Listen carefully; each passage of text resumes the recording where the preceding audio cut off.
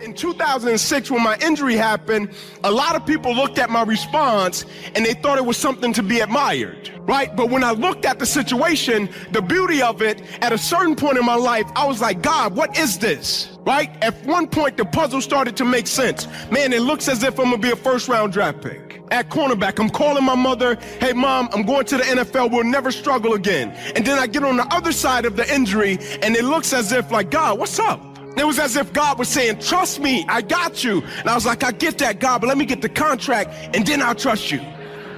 And God was like, no, I got something sweeter for you. It might be a little hard, it might take a little bit longer, but I just need you to trust me. And I'm like, I get that part, but my mother's working at Wendy's. I really want to help my mother. I got a little sister, she's here today. She goes to Tennessee State. Like, I really want to help my mother and my little sister. God was like, no, I got you. And so now when I look at it, I'm like, man, I'm so foolish. Like, God had it planned all along. As soon as I hit campus, God was like, let me get him in discipleship. Let me start preparing him for the battle before the battle even happens. Let me put victory in his spirit and in his mindset so when the injury happened, his perspective is already shifting. Let me get him prepared for it so when it happens, he can step back and see the bigger picture. And so the beauty of it was when Coach Foreman came to see me in the hospital, and I love it. Coach Foreman came to see me and he shook my hand. He said to me, Inky, how you doing? I said, Coach, I'm blessed. He said, you sure, buddy? I was like, yeah, I'm good. I was like, I gave everything. I'm good. He's like, you sure? I was like, yeah, Coach, I'm good. And he walked out and I could tell he was trying to figure it out. Like, man, why did he say that?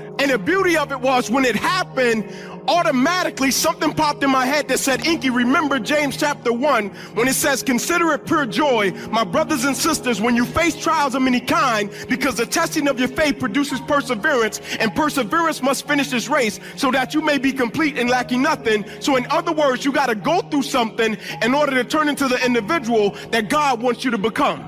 And I used to share with people all the time. I said, man, it's cute to quote scripture, but it's another thing when life puts you in a situation and you got to live it. And I noticed immediately God at work. Immediately. Because I was in a room with my mother and my father, and my whole life my mother had despised my father. Because my father left her when she was 16 and she had me. And so I was this all-star athlete, and my mother and my father couldn't even be in the same room. And for the first time in their life, they had to be in the same room without the foolishness, without worrying about what the next person is gonna think. They're in a room because they're not realizing, or they don't know what's about to transpire, and they don't know if their son is gonna live or die. They don't know if he's gonna get his arm amputated. They don't know anything. And my mother is sitting there and she's crying. And my father is lying on the floor, and his back is on the floor and his head is to the ceiling. And out of my father's mouth were the words, Ruby, I'm sorry. He said, you did a great job raising that boy. And I was like, God, I don't know what this is, but I know that's you.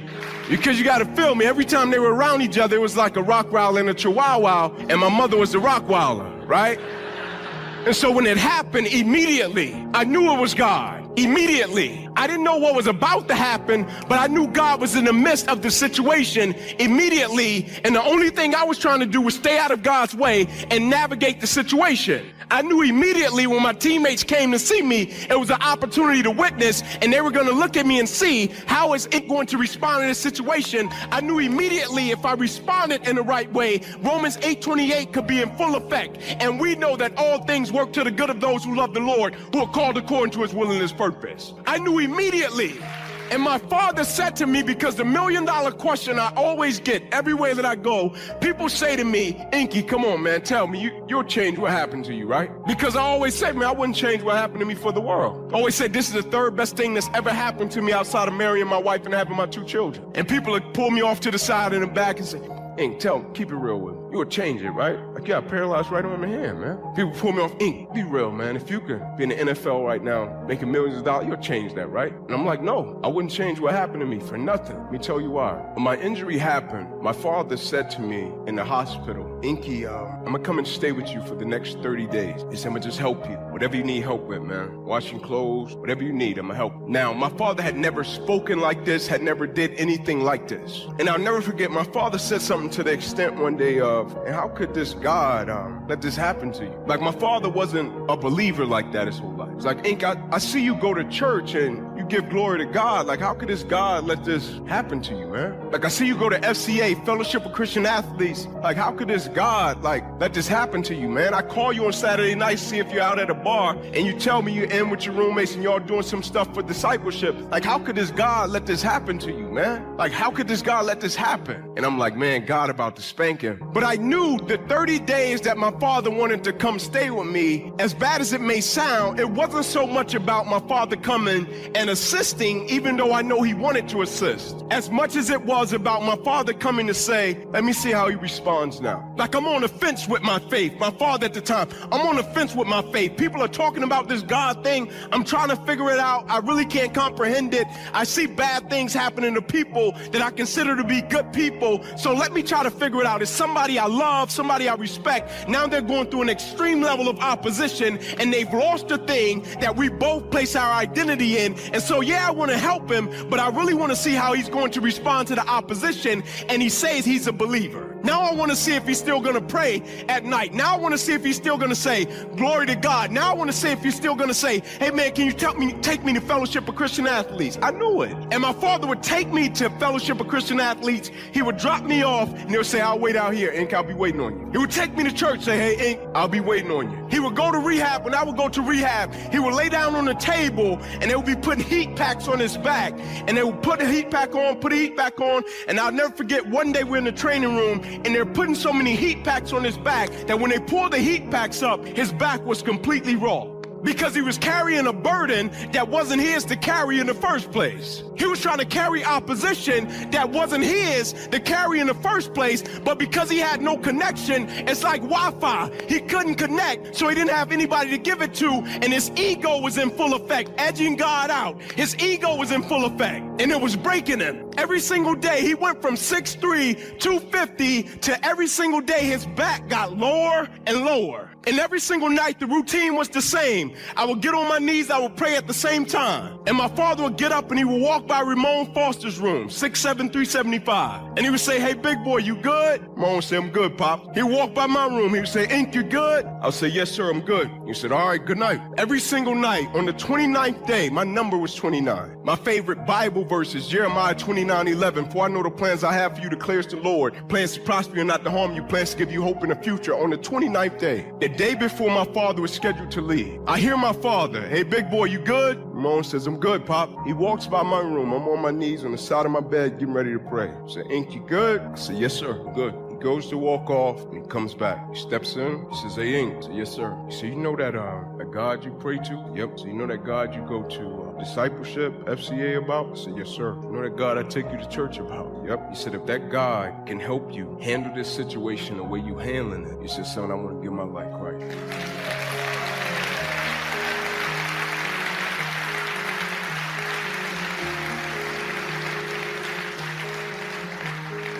And not only did my father get saved, it corrected his household. He had a wife and he had 2 daughters. And so when a person says to me, NFL or my father's salvation, 10 out of 10 times I'm gonna choose my father's salvation. When somebody say to me, NFL or my teammates' salvation, 10 out of 10 times I'm gonna choose my teammates' salvation. Like, I wasn't a great teammate. Hear me, young people that play sports. I wasn't a great teammate because of my athletic ability. I was a great teammate because I pushed my teammates in every aspect of their life. I didn't want us to just be great football players, because I understood who we were as people was far more valuable than who we were as football players. I understood at one point it was going to have to end whether we wanted it to or not, and we had to have an identity of something that was a lot greater than sports, right? Like, I went through it for real. Like, this is not lip service. Like, I was in the hospital with 6 cuts down my left thigh, 1 cut across the left side of my neck, 1 across the right, twice through my right ribs, cut out my right pec, bottom of my armpit to the bottom of my hand, 350 staples in my body. Saturday night, I was running a 4.3840. Sunday morning, I was grabbing my father's shoulder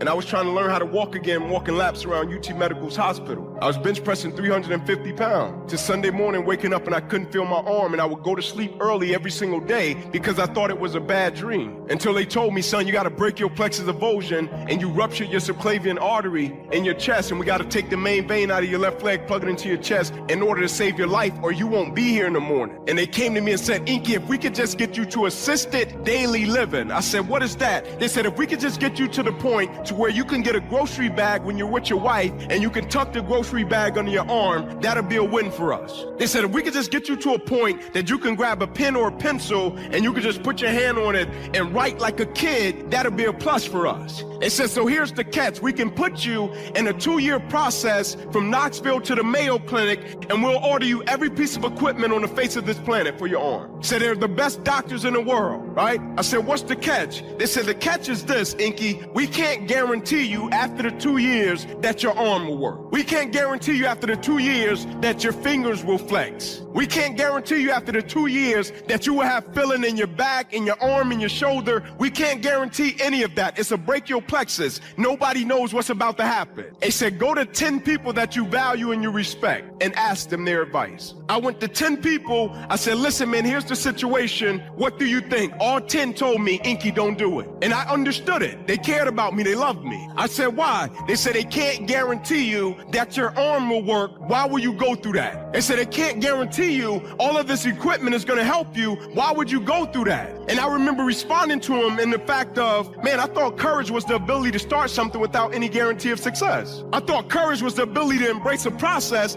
and eliminate the reward. I said, so I get that, but I'm gonna do it. And I started down the path to do it, and I'm an energetic guy, I'm a passionate guy, right? And so one day they would have an arm skateboard for me. I would get on the arm skateboard, do the exercises. I would jump up off the table, go to the PT, and I would say, JD, what you got for me, man? And he would say, Ain't, come back tomorrow. The next day they would have some contraption, some type of balloon contraption. I'll get on it, I'll do it, I'll get up off the table. JD, what you got for me, man? Come back tomorrow. It's almost 2 years. Until one day I get up off the table, after exercise, I go over to JD and I say, JD, what you got for me, man? And JD walks off. And I jog over to him and I remember grabbing his shoulder and I started to turn him around. And when he turned around, he was crying. And he said to me, Ink, I'm sorry to tell you, but you will probably never be able to use that arm or that hand another day for the rest of your life. And I said to him, physically. He said, what you mean physically? I said, physically, our right hook is out of commission. I said, physically, JD, I can't do some of the things I want to do.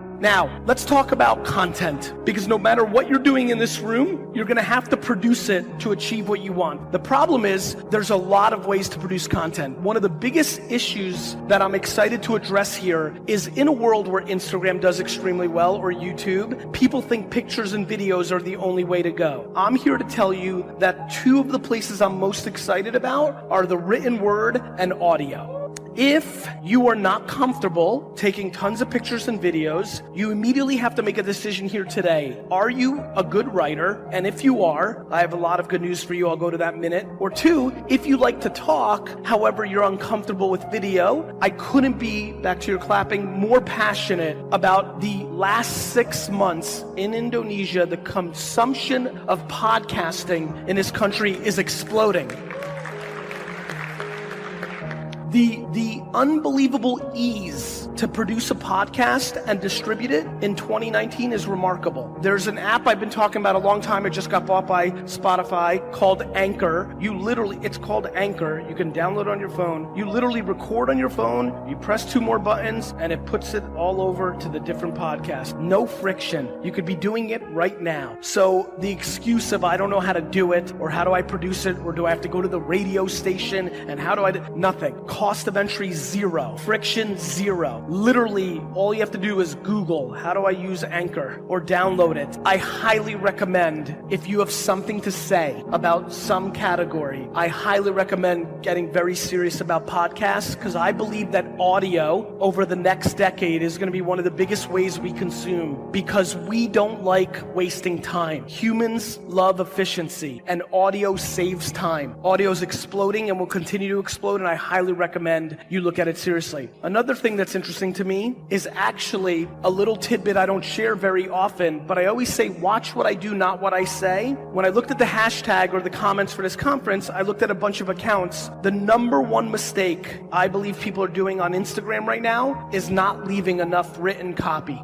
If you look at my posts, when I post a picture or video on Instagram, I write a lot of copy. I don't do that for my health. I don't like wasting 3 minutes. I do it because it matters. So I know a lot of you are trying to build your Instagram. One of the best tidbits I can give you is please start adding 2, 3, 4, 5, 6, 7 sentences to your post. Add context, add clarity, add a little story. You will see substantial returns. Speaking of written, how many people here are on LinkedIn? Raise your hands. Quite a few. If you're paying attention to me, you might have noticed, literally, I've talked about LinkedIn more in the last 4 months than I have in the last 7 years. LinkedIn's content, business, it's business. And even if you're a fitness influencer, there's a way to do business content. Write an article, 6 things a traveling businesswoman and man can do when they're in a hotel room. So you can always make your content fit. LinkedIn organic reach on content is very high, very high. I highly recommend everybody here get serious about their LinkedIn. I know a lot of you haven't signed in 3 years, 4 years. The LinkedIn that many of us grew up with was just to get a job. It is now about business content. And I believe whether, again, you sell rugs or sneakers or wine, there's a way to write content for LinkedIn. Remember, the mindset of the person on LinkedIn is business. So you have to consider that it's different than Instagram, right? LinkedIn is your office. Instagram is the club, you know?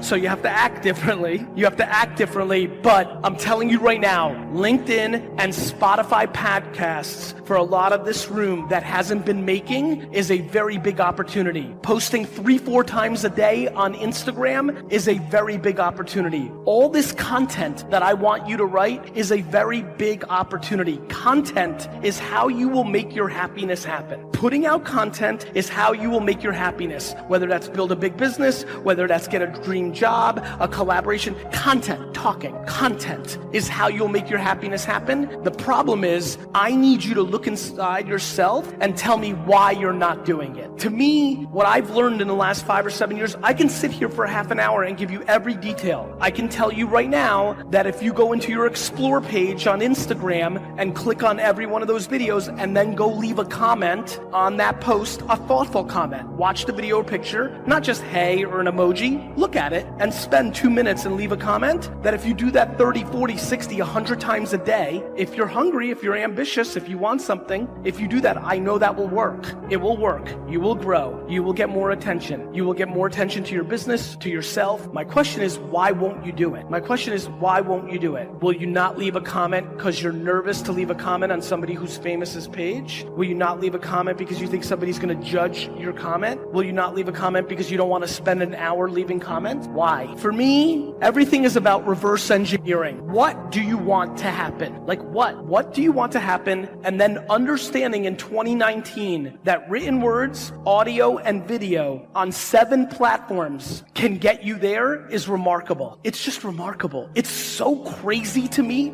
I'm sitting here listening as I'm talking, and I'm literally blown away that I believe it. I mean it. I'm shocked that we are now living at a time where the internet is at scale. The apps that dominate the culture are free. You could literally walk out of here right now and start the process of changing the course of your life if you want. And literally the only thing left now, because the excuse of money and time is over. That's amazing. The fact that money and time have been subsidized by the internet because you can lay in bed and do it at 11 p.m. if you want, and the cost is zero. You don't have to buy a store and open it, like zero. It eliminates all your excuses. And now the question is, why not? Why are you not? And so I'm very passionate of getting this room today to start thinking about what they want to be doing and how and where and why. I'm breaking it down into audio, written word, videos, and pictures. You know what the 5 or 6 platforms are. Now it just becomes the match to get it started. And more importantly, and the biggest thing that I fear, will the group have enough patience to see the results? I was on Twitter from 2007 to 2011, and I replied to every single person that tweeted at me. And in the beginning, because nobody knew who I was, I went to Twitter search and I searched the word wine and other wine terms, found people talking about it, jumped into the conversation, and left good information. I did that for 7 to 8 hours a day for 4 years before anybody gave a fuck about who I was. Let me say that slowly one more time. For 7 to 8 hours a day, for 4 years, I would go to Twitter search wine terms, jump into them, and give information for 4 years before anybody gave a fuck who I was. Now I get DMs from people saying, in 3 weeks I'll get a DM from somebody here saying, Gary, saw you in Jakarta, it was awesome. I started doing stuff, I'm not getting any traction. I reply, that's nice, Mario. You've been doing it for 3 fucking weeks.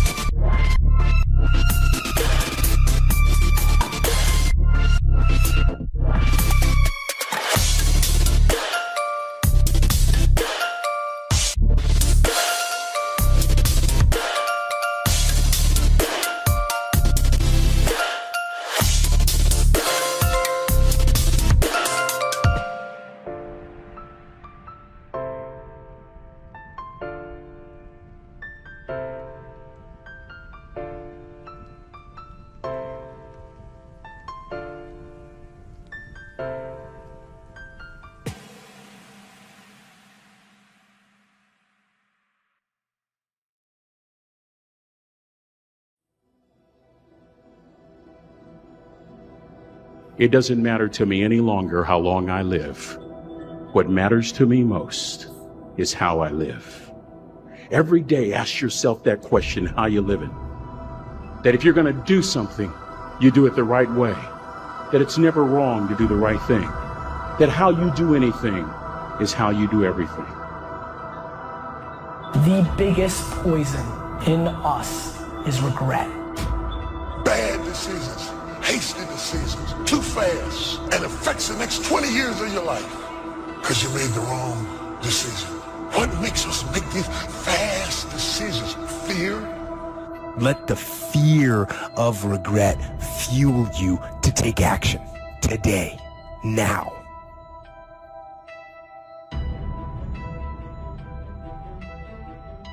Most of us who are human have to deal with regret from time to time. I'm sure you can agree. Maybe regret because of a poor decision we made.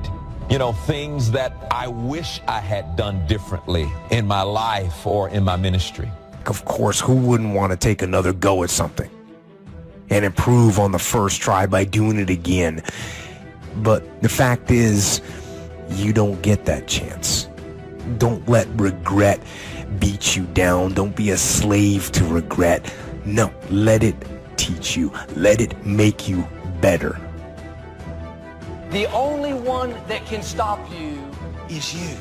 If you let your mistakes define you, if you wear labels that people stick on you, that will keep you from your destiny. And when someone keeps bringing up your past mistakes, trying to get you to live condemned, you can't stop them from putting labels on you, but you can take them right off. My past is over. My mistakes are behind me. My failures are in my yesterday. And you know what? I'm not bringing them into today. Leave the past and move forward. You're going to have to put that where it belongs. You know, we all have a past, but we don't need to live there anymore. If you ask people what they regret, especially as they get older, what they generally report is things not done. So they don't regret so much mistakes they've made, although of course people obviously regret mistakes they've made as well. So they don't exactly regret sins of commission, right? Errors that they've actively made. They torment themselves for opportunities that had presented themselves that they did not, let's say, exploit or engage in. The regret we feel for things that we've done, though intense, only lasts a short period of time. But the regret that we feel for things that we missed out on, that can extend throughout a lifetime. Because most of us are scared, and we choose to lead an easy life. We choose to take the safe path. And by doing so, we start to rack up those regrets. But there is a solution. You have to be willing to be bold. Bad decisions, hasty decisions, too fast, and affects the next 20 years of your life because you made the wrong decision. If you'd have just waited, got all your information together, settled yourself, you'd have been better. What makes us make these fast decisions? Fear? It takes discipline to face your fears so you can conquer them. And that's what discipline is. Discipline means taking the hard road, the uphill road, to do what's right. And regret, in and of itself, it's worthless. So, learn and move on.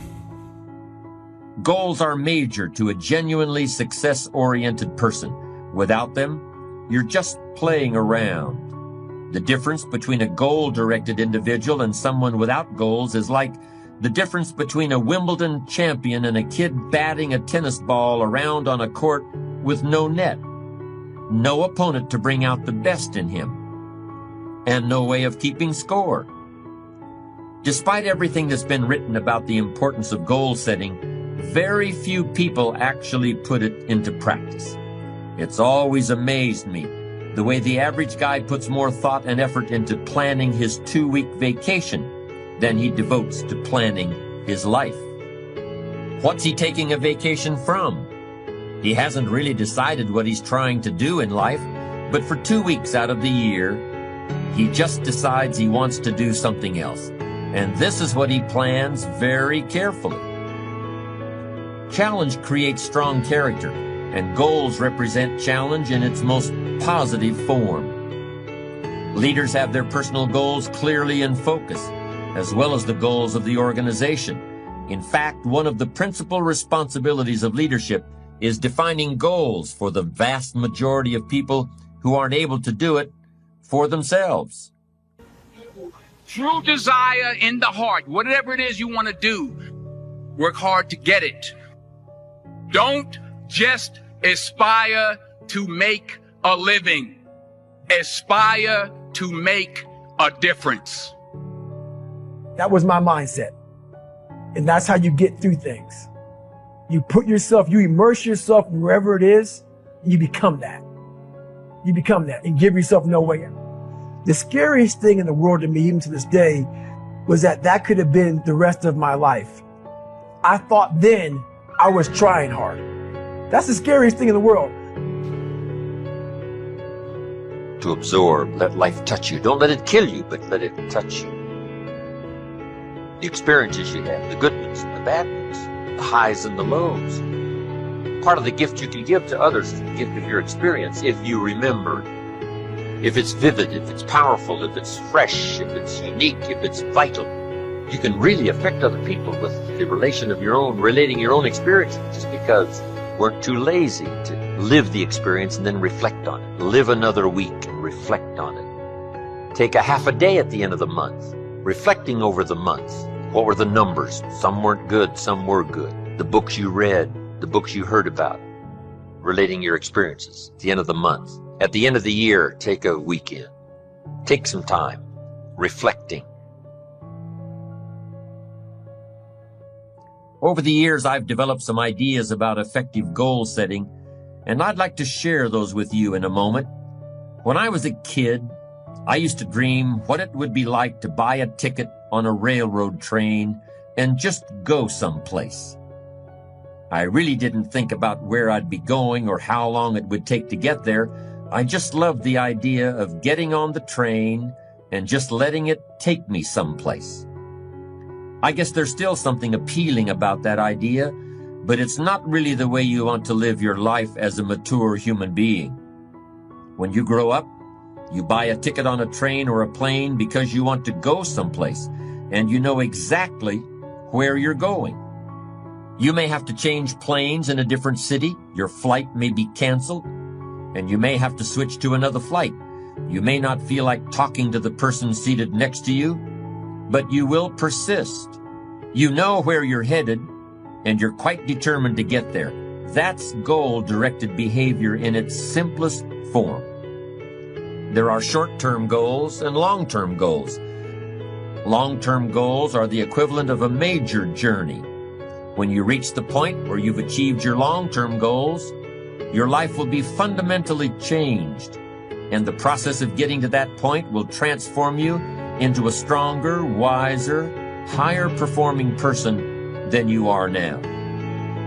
How can you identify your long-term goals? On a sheet of paper or in a notebook, write these 5 headings.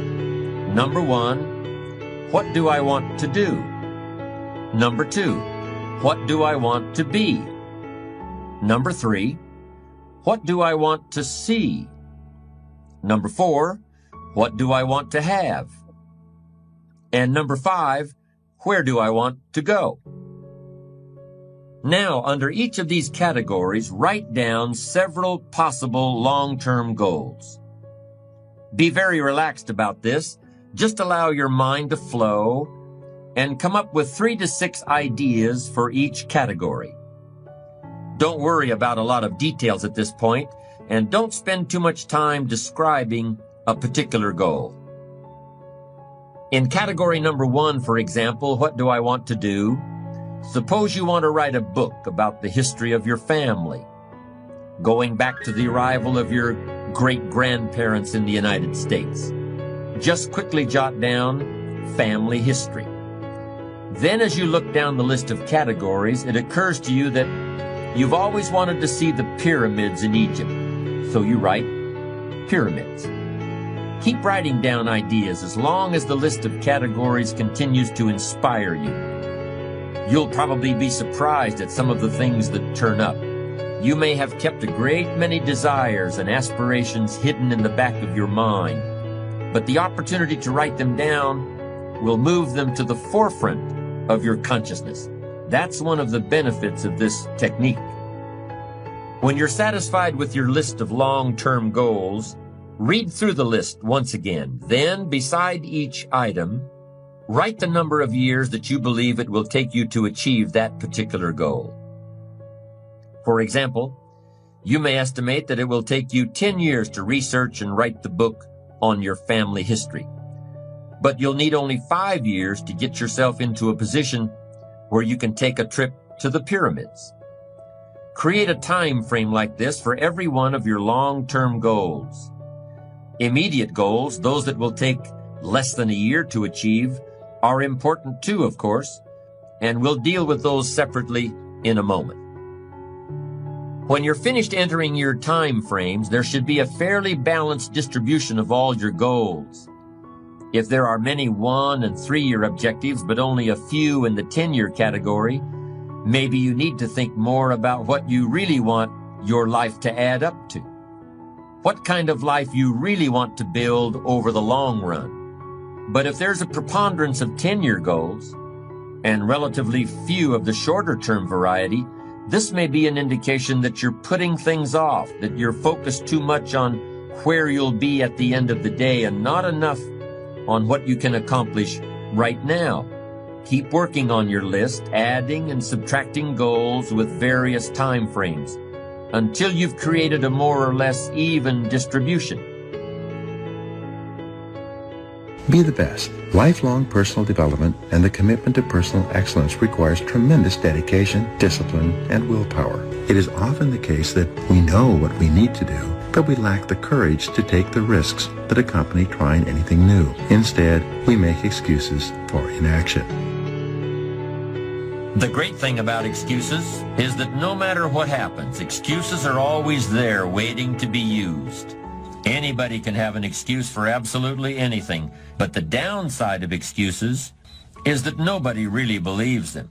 If you make excuses, they're going to know it, and they're going to think less of you. But if you refuse to rely on excuses, people are going to know that too, and they'll admire you for it.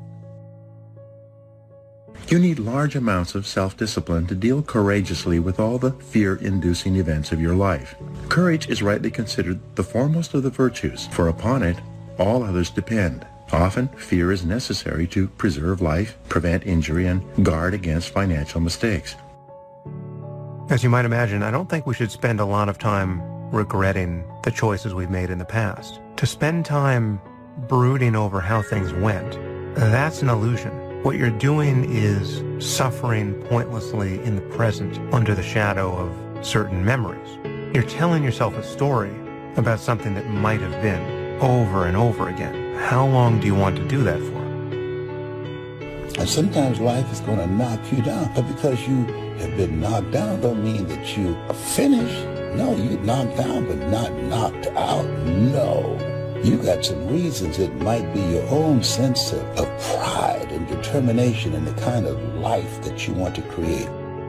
So, if everyone is afraid, what is the difference between the brave person and the coward? The brave person disciplines himself to confront, deal with, and act in spite of the fear. In contrast, the coward allows himself to be dominated and controlled by the fear. The difference between the hero and the coward is that the hero sticks in there 5 minutes longer. No one is born with fears. Fears can therefore be unlearned by practicing self-discipline repeatedly with regard to fear until it goes away. The most common fears that we experience, which often sabotage all hopes for success, are the fears of failure, poverty, and loss of money. These fears cause people to avoid risk of any kind and to reject opportunity when it's presented to them.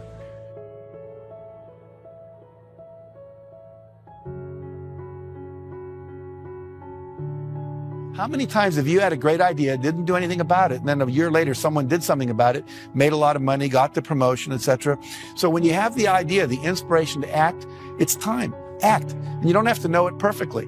You know, you can drive from here to California, wherever you might be, assuming you're not in Hawaii, by going west. And what happens is that you don't have to see the whole route. You only need to see 200 yards ahead of you. At night, you can drive just with your headlights, and the headlights keep moving with you. And your goal in life is to get in the game. You don't have to see the whole blueprint. You just have to see the next steps, the next steps, the next steps. And if you keep taking the next steps, eventually you get to where you want to go. Does that make sense? We believe that when you are vibrating at the level of 100% expectancy that you're going to get something, it's already a done deal. You know, piece of cake, no big deal. We're going to win this thing. We're going to get that contract. You know, I'm going to make this thing happen. And what happens is the universe literally responds. Sometimes when you're doing this, you're putting on the vision of this should happen by this date. It's okay to set goals like that, but sometimes it takes a week longer, a year longer, whatever. But law of attraction says if you'll just hold the expectancy, like attracts like. If you say, I want to be a millionaire, but I don't know anyone that would ever teach me how to do that, or I want to buy a car, but I don't have any money, then what you're doing is saying, it's like calling up Domino's Pizza and saying, send me a pizza, and calling them up a minute later and saying, never mind. It's like, you know, you've got to create the space mentally to hold this vision that you've got. And that requires expectation and then knowing that the perfect thing is on its way. You should always make decisions with your heart and soul. You can use your brain for math. You can use your brain to look at the fine print in a contract. But when it comes to the actual feel of the decision, you always want to go inward and check it against your heart and soul. Here's the simple test. Does the decision that you're about to make expand you, expand your future, or expand the possibilities of your life? If the answer is yes, then the decision is yes, no matter how terrifying it is. Here are some action exercises that you can do. Make a decision today to invest in yourself and getting better, as if your future depends on it, because it does. Identify the most important skills you have that determine the quality and quantity of results you get at your work, and make a plan to get better in each one. Set excellent performance in your work as a goal, and then determine exactly what you will need to do every day to join the top 20% or better in your field. Look ahead 3 to 5 years and determine the new knowledge and skills you will need in order to lead your field in the future. Then start acquiring them today. If you could wave a magic wand and become absolutely excellent, which one skill would have the greatest impact on your earning ability? Whatever your answer, set that skill as a goal, make a plan, and work on it every day. Commit yourself today to lifelong learning and never let a day go by without getting better in some area. Now comes the really challenging and interesting part. So far, you've just been adding things to the list, but now it's time to start making some selections. Now you're going to start asking yourself what's really important compared to what might just be sort of fun. Choose 4 goals from each of the 4 time frames, 1 year, 3 year, 5 year, and 10 year. Now you have 16 separate goals. So far, you've only referred to them in shorthand fashion, but now you're going to start seeing them very, very clearly in your mind's eye. You're going to see each goal just as if it were being realized this very minute. And you're going to write down a detailed description of exactly what you see. Do you intend to open a handmade furniture store in 3 years? What will the store look like from the street out front? Will there be gold leaf lettering on the windows? Or will there be a sign hanging over the door instead? How many square feet will the store contain? Will there be a showroom area for the furniture in front and a workspace in back? Or will the furniture be built at a different location? Do you intend to have any employees, or will you run the business entirely by yourself? Think of all the questions that need to be answered in order to see your goal with absolute clarity. Review what you've written at times, and keep track of your progress toward these objectives. Above all, persevere. Goal setting is a very important first step, but goal achievement is a continuous, lifelong process. That's what makes it so challenging. That's also why it's so extremely rewarding to finally attain your long-term goals. With regard to immediate goals, those that require anywhere from a day to a year to achieve, I recommend creating lots of objectives that can be accomplished in a month or less. Write them down. Read what you've written at frequent intervals. Keep track of your progress. And do something often that brings you closer to realizing these very short-term objectives. That way, you'll always have something to celebrate. These goals are not only important in their own right, they're also confidence builders and motivators toward a lifestyle based on perseverance and achievement.